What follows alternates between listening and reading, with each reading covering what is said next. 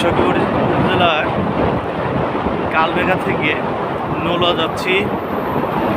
সেই রকম সুন্দর রাস্তা, সেই গজারি বনের ভিতর দিয়ে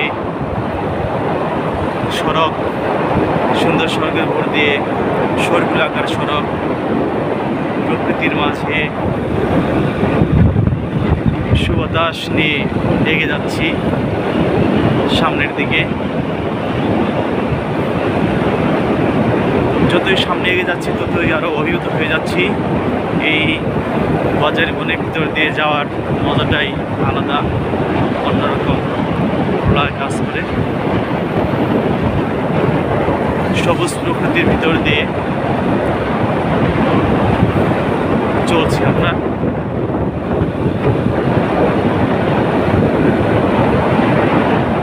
এটা মধুপুর গড়ের একটি অংশ, কিন্তু টাঙ্গাইল এটা মধুপুর গড়ের অংশ। এই জঙ্গলগুলো গজারি বন। বাংলাদেশে সাধারণত দেশের আয়তনের 25% বনভূমি থাকা জরুরি।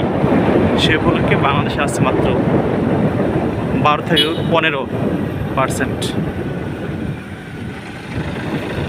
বনভূমি। এগুলো দেখাচ্ছি।